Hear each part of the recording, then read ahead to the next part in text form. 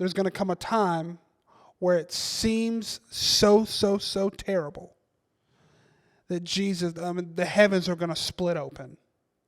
It's hard to imagine now, but the heavens are going to split open, and we'll see Jesus in his glorified state descending to basically take up his role as earthly king again.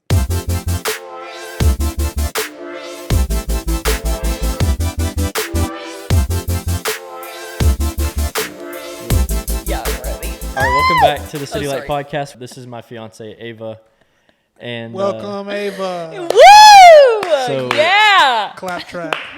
Last night we were sitting together watching some reels on Instagram. As one does. It's a great resource for news. That's right. Everything's true there. The algorithm was doing its dirty work, and I interacted with one World War III video, and so then the flood came, and it was like all these. They're like, Iran, gotcha. Yeah. So Ava is I got scared. She's what? pretty anxious about the end of the world, and yeah, I am. we're engaged right now, and she's like, well, what happens if Jesus comes back before we can get married? Yeah. And so, which is always a funny apocalyptic question of like, especially with believers, like, I know it's going to be so much better than we could possibly imagine, but like, what if I don't get to buy a home yet? Yeah, no. I always say stuff like that because selfishly, and I know it's like I shouldn't be that way. That's just what I think. I just want to get married and have kids before Jesus comes back, sue me. So I told Ava she was going to be on today, but I didn't tell her what we were talking about. So she got here, and 5 minutes ago we told her the topic of this podcast. Found out. And so it's not my area of expertise. I'm kind of the opposite. So I don't do crazy research into what's going on everywhere. Yeah. Probably should be more informed, but. I mean, I don't do research either. I just believe what the reels say. Yeah. and get freaked out. And the prophets on Instagram that say Jesus is coming back tomorrow. Right, because they all know, because that's what Scripture says. The prophets on Instagram Reels will know when the day and time I'm telling you, the social media prophets before social media, the news prophets before the news, the local prophets, they don't have a great track record of predicting the end of the world. Yeah. They predicted it several times, and it didn't happen. And it didn't happen. Yeah. So no. I'll lay a foundation for this because I think it's helpful. Because I think with everything we're going to talk about in this episode of the podcast, the goal is to not convince you to go get an end times bunker and start flooding Costco for canned food. Like, that's not the goal.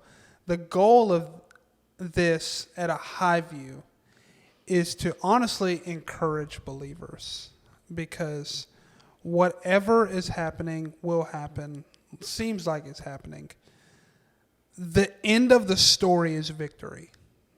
So I just feel like I need to say that for anybody, however you're interpreting what's happening in our world, past, present, future, just know that it ends in victory, Jesus reigning eternally. And if you have a relationship with him, you're on the winning side. Yeah. But I also think, I've mentioned it to our team this morning, I think it was either Billy Graham or Jonathan Edwards, or it was a revivalist that said this. I'm forgetting who said it. Gabe, fact check us here.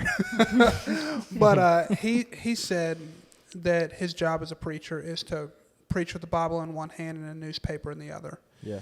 That idea of bridging the text with current context, because that's what people want to know. So I think the present thing that is happening right now that has everyone's attention is what's happening in the Middle East, specifically with Israel and Iran. So I think for a lot of people, especially our generation, like we're saying, we're seeing the reels, we're seeing the TikToks, we're seeing the quick content media. Mm-hmm. And all we see is a bunch of people saying World War III is knocking at the door. Mm-hmm. We see videos of missiles striking. Mm-hmm. But a lot of people don't quite understand, again, me included, the full context of like the actual political landscape of what's going on. Yeah. So can you I don't. Like, it's Don't scary get to it. us because we're seeing bombs going off and people saying, like, this crap's crazy. But, like, if we don't understand what's actually going on, then... Yeah. So, I'm going to try not to talk the entire podcast, but answer the question directly. Let me say this as a principle. There is you have to be very, very careful. I made a joke about it, but getting your news from social media outlets, not because that they may always be wrong, but the way in which social media, I mean, y'all know this better than I do. The way social media is built is that things that have higher engagement spread faster.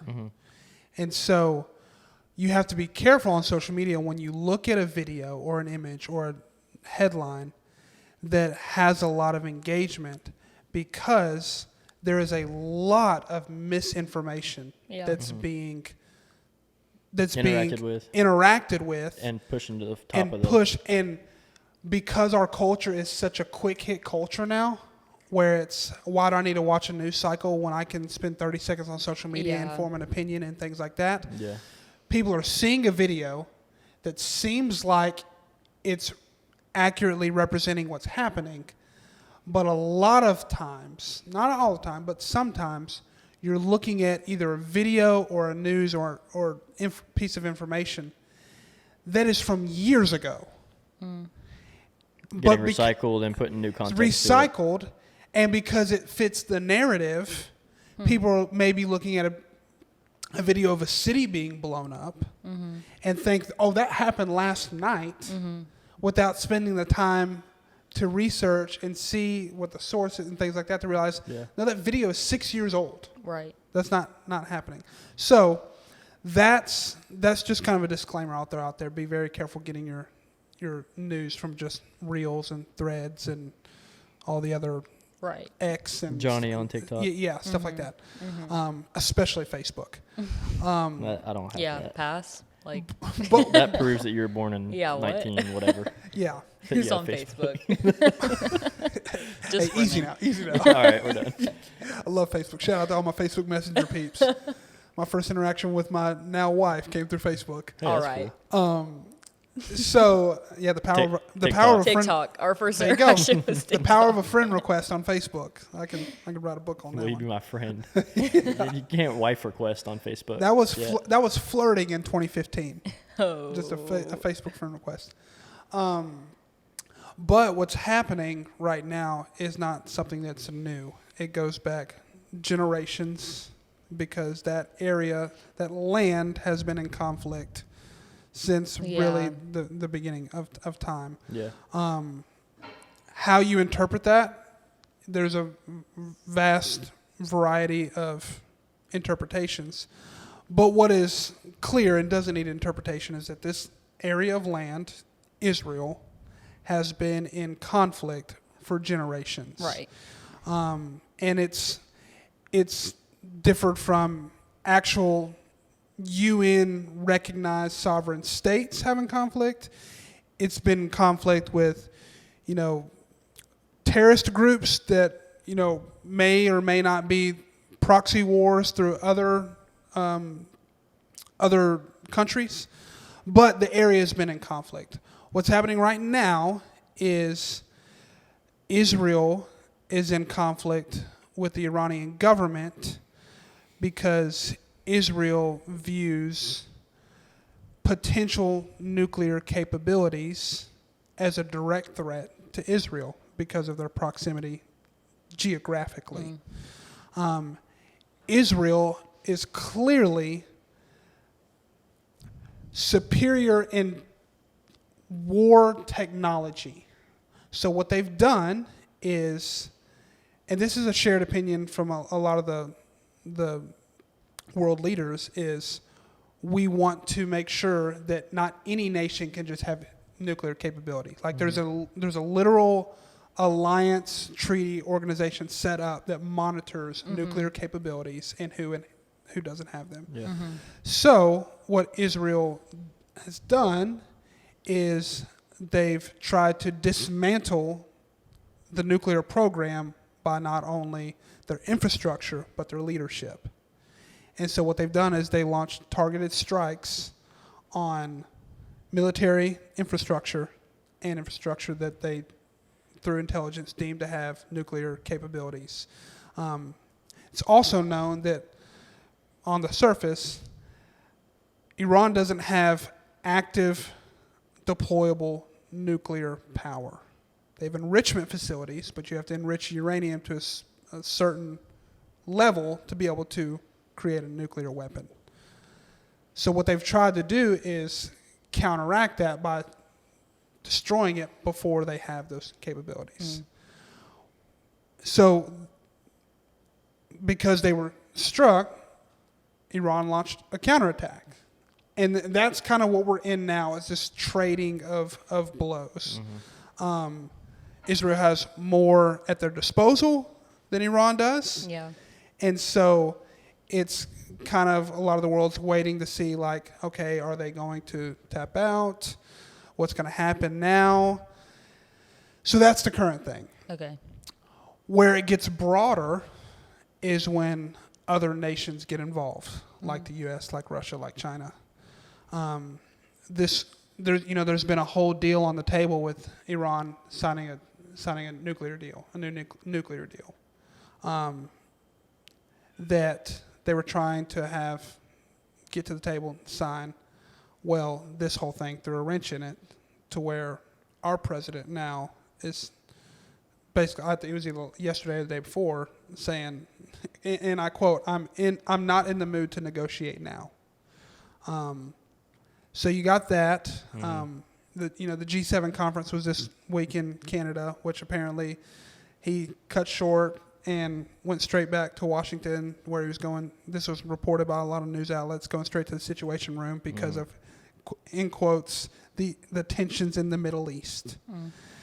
So people are having a lot of fear, because they know what's at stake, especially if world superpowers get involved. So a lot of people are like, well, what's Russia going to do? What's China going to do? Yeah. If we get involved, does that force the hand of an allied nation to Iran, like a Russia, Yeah. or like a China?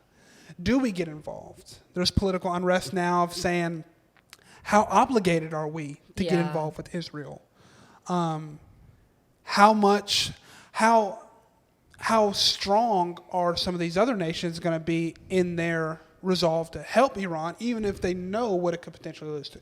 So there's all of these things that people are running rampant with on social media. I know that's a long way to say that a lot of people have a lot of opinions about what's the next play here. Yeah.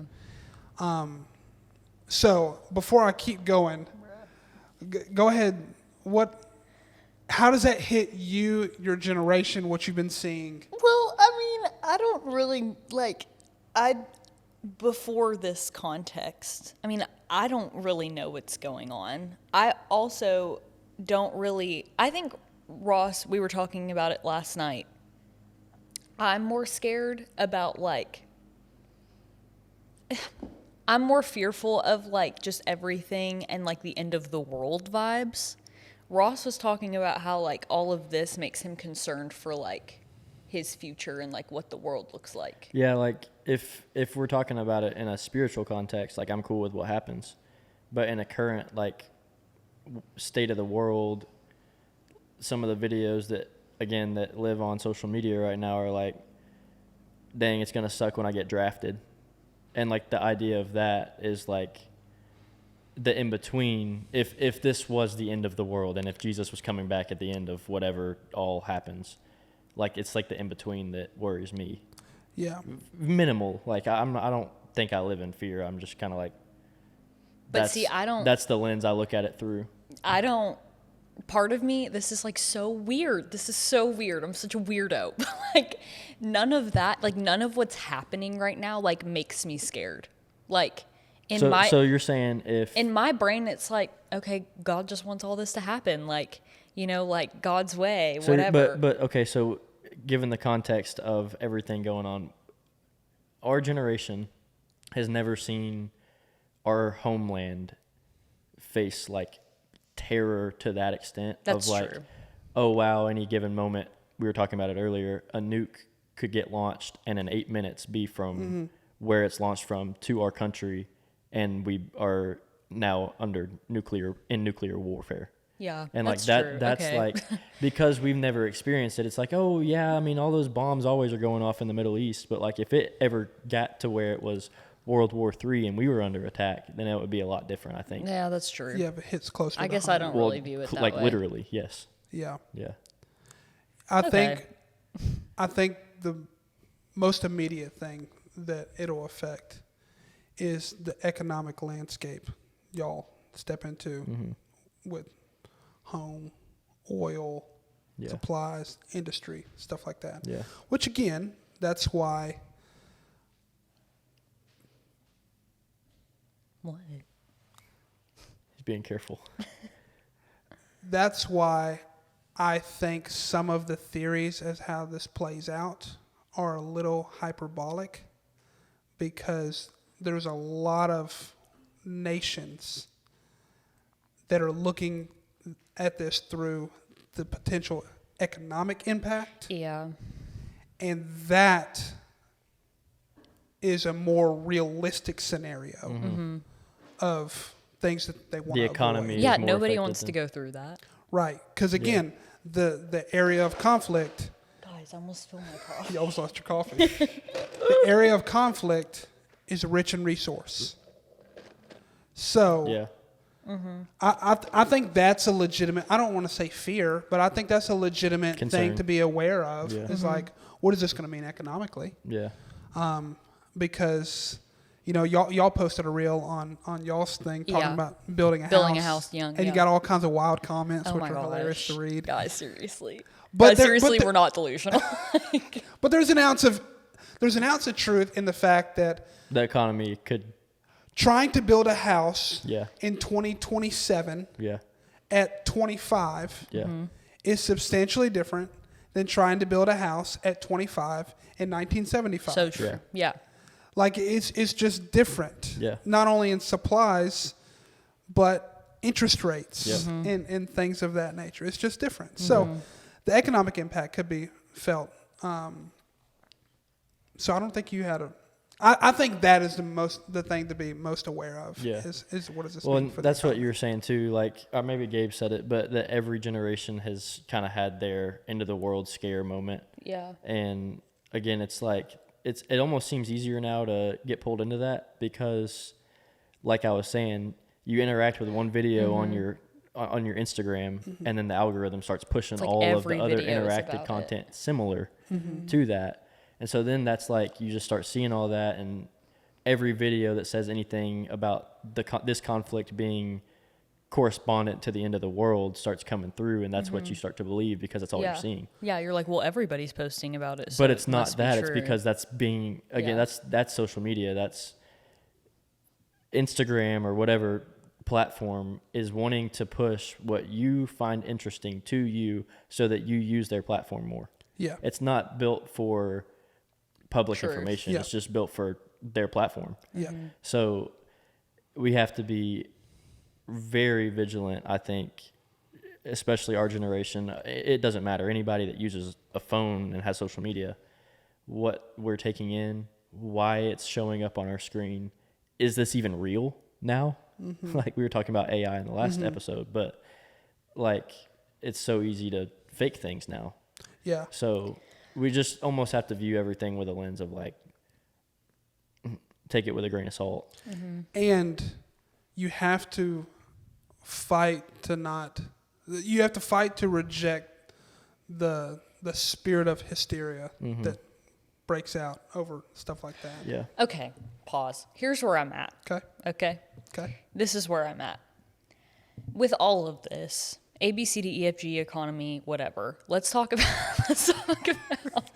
can we talk about the fact that like Jesus will come back, okay? Okay. Let's talk about that. Okay. Because that's where I'm like,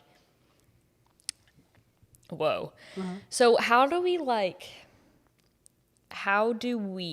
use wisdom, like the spiritual wisdom that we have, to discern, like, how do we discern what is truth and what is not truth amidst all of this stuff? Because there are people, you know, like, we watched a video of this guy the other day who was talking about how, like, and it wasn't necessarily about all the, like, war and stuff going on. It was about, like, people coming to know, more people are coming to know Jesus. Just about all the things that the Bible says about Yes. what will happen before what the will end. happen before he comes back. And, like, he was talking about, like, this and this and this has happened, so, like, y'all need to get ready for real. But, like, I trust his opinion. Like, I trust what he says, like, out of context of that. So how do we know how to discern what is truth and what is not truth when we're looking at these things?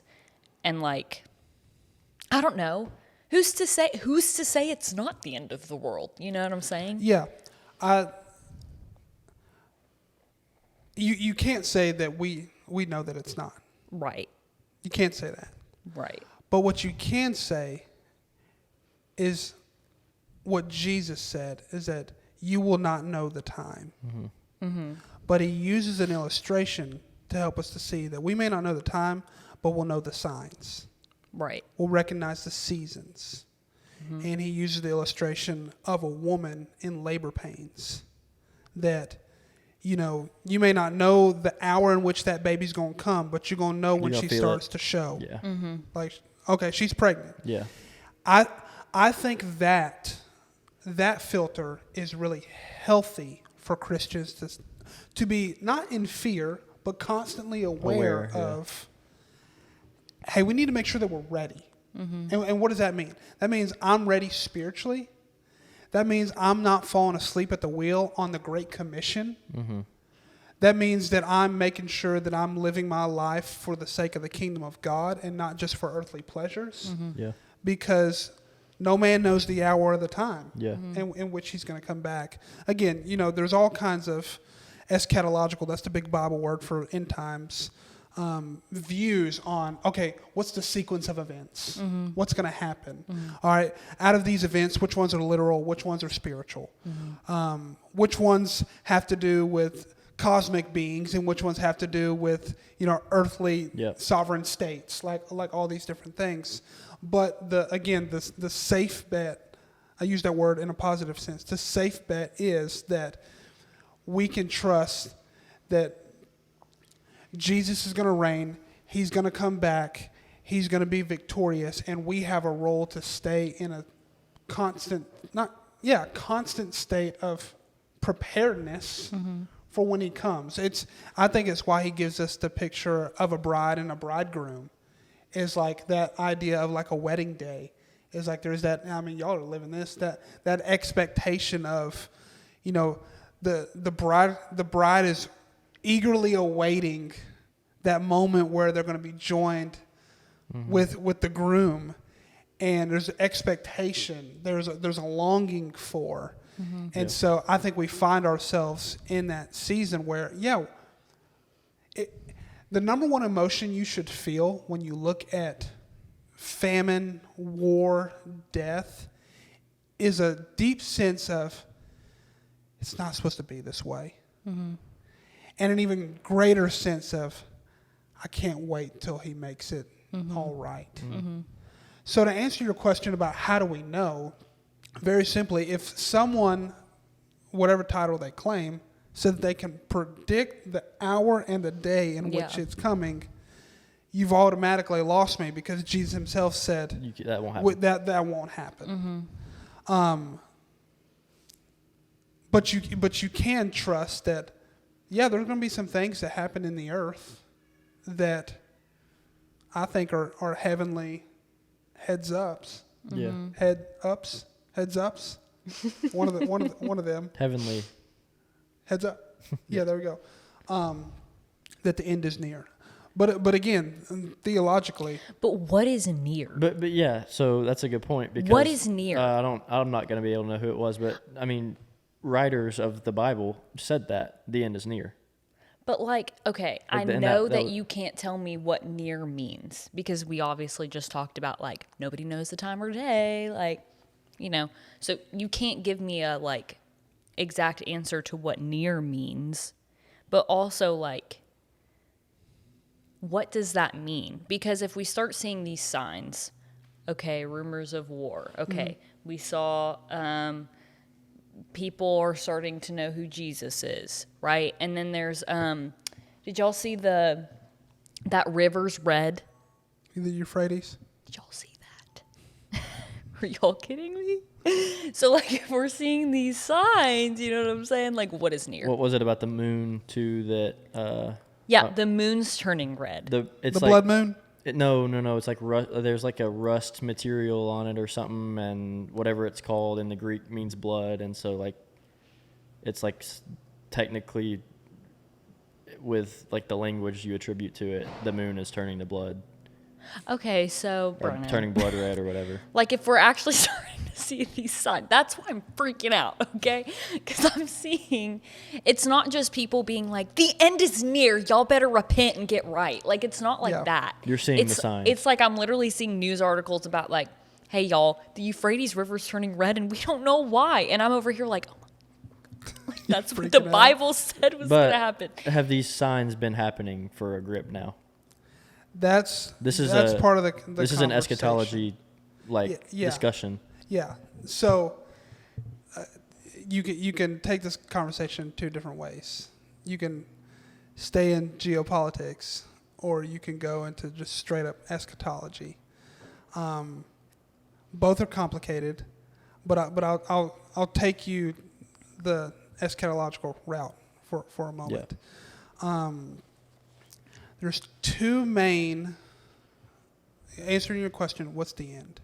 There's two main schools of thought as to what the end is going to happen. The first is that when it gets to a breaking point, there will be what's called a secret rapture of the church, where You don't believe in the rapture. Well, there's I don't think we wanted to get there's a second, and so that idea is that there will be a secret rapture of the church. There will be a catching up or a snatching away of believers before what the Bible calls tribulation. Yeah. And then there will be Like the a bad descending stuff. of Jesus to establish a millennial kingdom, which there will be a millennial reign of peace, and then there will be the actual Armageddon end of the thing, where Satan and the demon are cast into the lake of fire and new heaven, new earth. That's one view. So what's your view? The other view, We're explaining what views are. the other view is the technical term is called historic premillennialism, which is that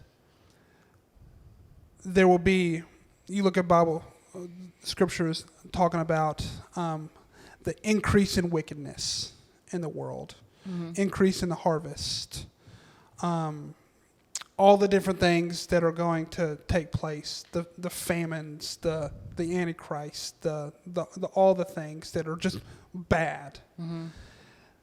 This view holds that Christians will be here to endure, and the church will be purified and refined through this time.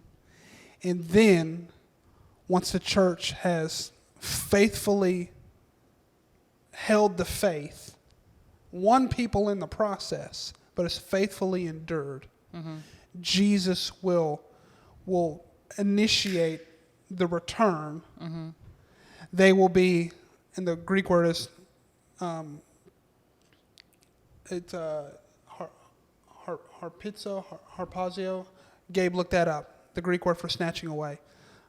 2 Thessalonians, I think it's 5. They will meet with Christ in the air. Right. That will be the unification of the bridegroom and Jesus, to descend down like a great wedding procession and kind of establish this millennial period. What were you wanting to know? Harpazo? Yeah, I think that's the Greek word. Yep. Yeah. Okay. So here's why this even makes its way into the conversation. People laugh at me all the time, and we talk about eschatology, and like, well, it doesn't really matter, right? I'm like, Yes and no. Yes, and it doesn't really matter because salvation is the number one thing that's most important. A, B, C, D, F, G. If you're not saved, sorry. But when it comes to stuff like this, what you believe about the end determines how you navigate your life and live and interact. And so the difference in the two is one says, which is known as dispensationalism, that secret rapturing, one says before it gets absolutely terrible, Jesus will come back and take us all away. That's why you see books like Left Behind, and there's another piece of literature that's kind of famous for that. There's a lot of movies about that too. Lot of movies and stuff like that. The other, It's gonna get worse. yeah, and you have to endure. And our job is to faithfully endure. Okay. So What's that called? Historic premillennialism. Okay. Now there's different beliefs about Sects the of that. millennial reign. Yep. There's postmillennialism, amillennials, all different things. But that's kind of the two main camps. And so I think what they both agree on is that there's going to come a time where it seems so terrible that the heavens are going to split open.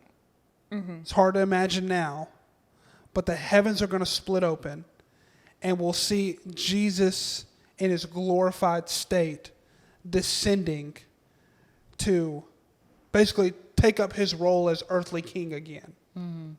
So, does that help or confuse you more? No, it helps, but So I think I was going to ask the question, like, how these things have been going on for like a while. I think like we were saying again earlier, we can see a lot of things happening, kind of boom, boom, boom, boom, boom. Yeah. And it's like, okay, well, this must be it because like all these things are happening. But there have been other times in history that all these things have happened and people are like, okay, this must be it. So like, I guess maybe that you kind of answered it in your answer to the last question, but it's just we conduct our lives knowing that at some point it will happen. Well, there's no denying that the kettle's definitely getting hotter. Yeah.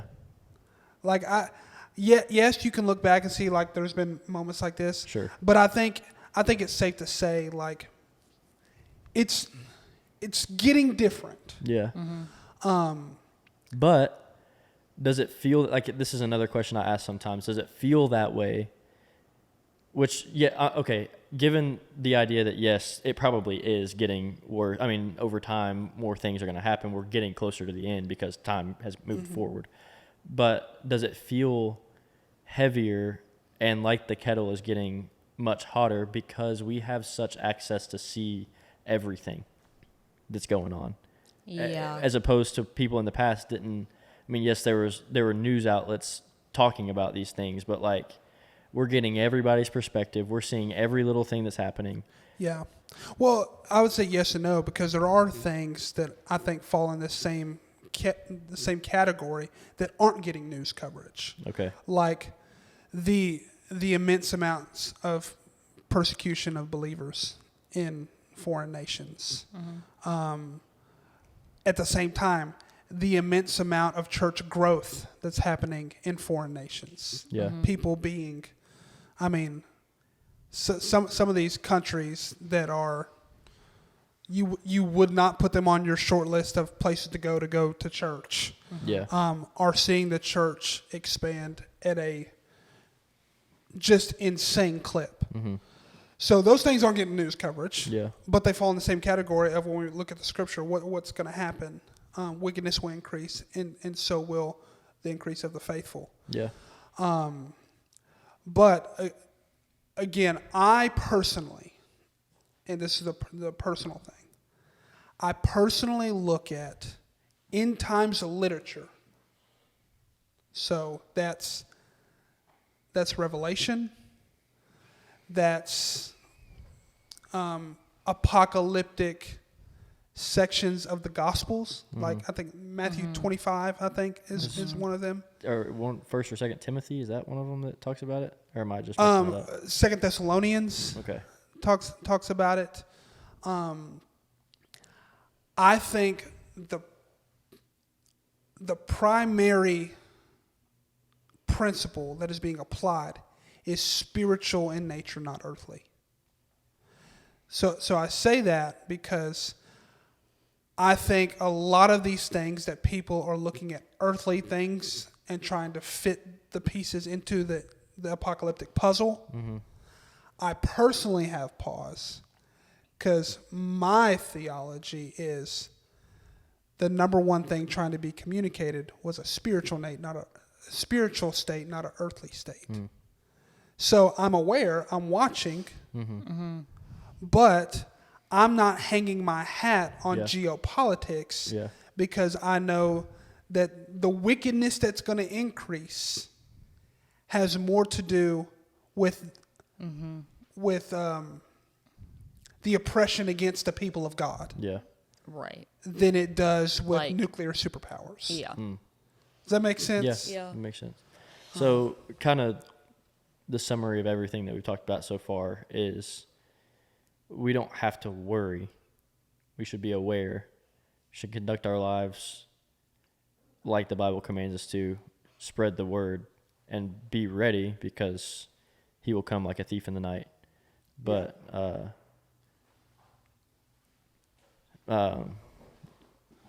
but that we don't have to be fearful. Yeah. Okay. I have another question. Okay. That clears that up. Cool. What about people like me? Is it okay to feel the feelings that I feel about, like, I just want to get married before Jesus comes back? You know what I'm saying? Yeah. That feels like I feel selfish saying those things because I know that I should be like, I know in my brain that the world is going to be and everything is going to be perfect when he comes back. Everything's going to be like exactly the way it should be. But here I am sitting in like my worldly desires, like I get married in a year. Please don't come back. Like I want, I want to get married and have a kid, you know? Well, marriage is a good thing. Right. It's a God thing. So I would, if you were like, I just really want to see this promotion through, I would be like, I don't know. But your desire to be married and raise kids, I don't think you're wrong or less spiritual. That's a very real human emotion. And to say that you don't feel like this can apply to a lot of things, but I don't think that fear is the opposite of faith. I don't think because when I'm scared I lack faith, or when I have faith that there's not an aspect of fear. I think my fear kind of perpetuates my faith at times. Sure. So I'm saying that you can live in the tension of having extreme faith that this ends in victory while still having that very human emotion of, but I would like to get married. Like, I don't think that makes you less Christian, less faithful. I think you know, and you've said that you know that, like, when all is said and done, he will be victorious. And it'll be great. better. It's hard to envision because in our lives right now, we're so looking forward to being married. That's like what the way that we've always viewed our lives is not, we're going to get engaged. And then when we turn, like right before we're getting ready to get married, Jesus is going to come back. Yeah. Like that's not the plan. Like our plan and what we're relying on is that we're going to get married. And so it's like, you don't want that to not happen. But like you're saying, like, you still know that if it doesn't happen because Jesus comes back, like, it's going to be okay. Yeah, I just find myself feeling guilty for those feelings when I do get afraid. But we also, because we're humans, look at the narrative that is Jesus is going to come back, he's going to make it all right, and it's going to be better than we can ever possibly imagine.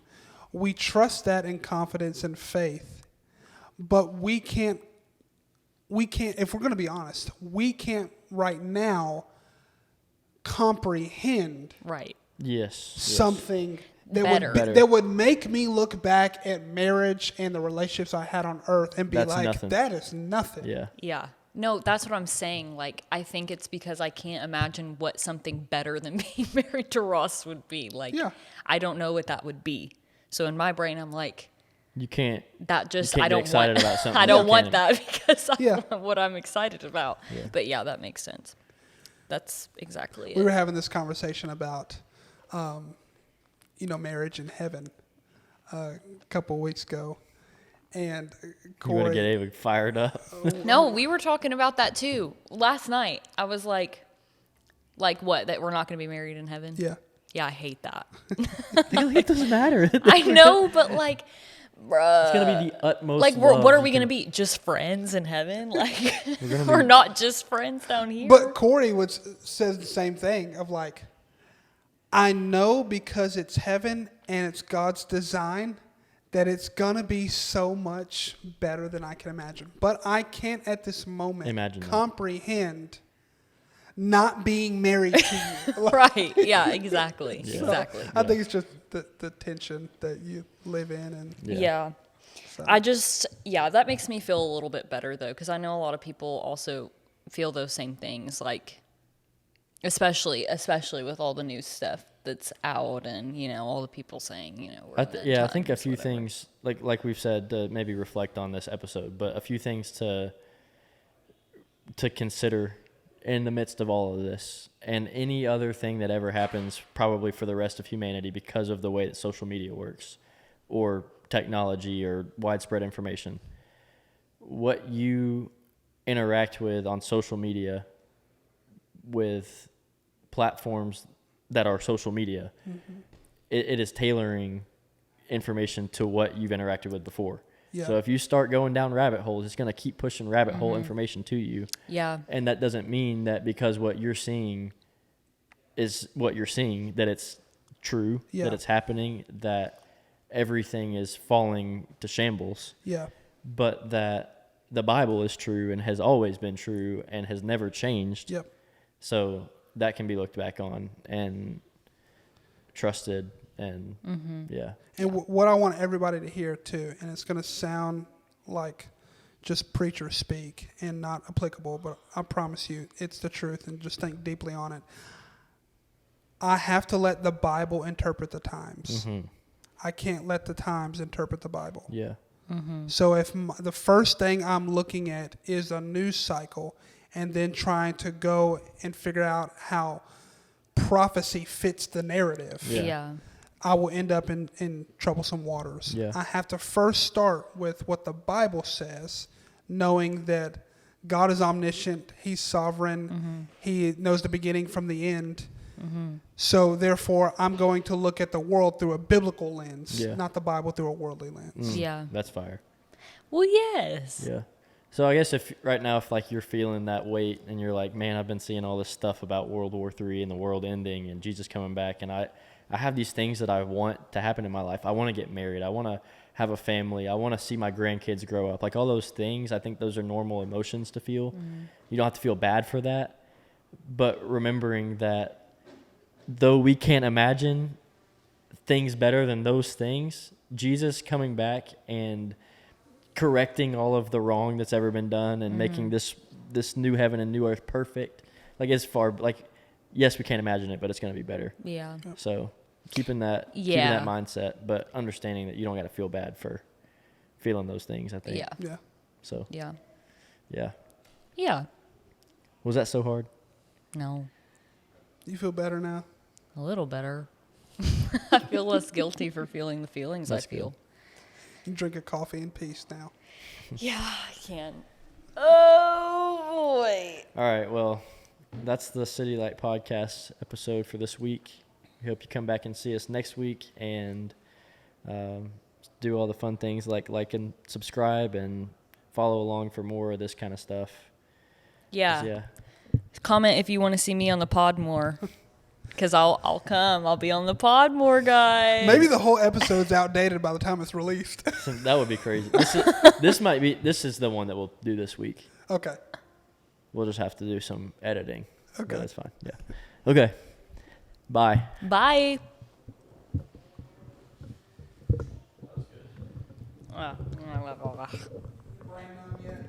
No, not really. It's been more numb before. Okay, good.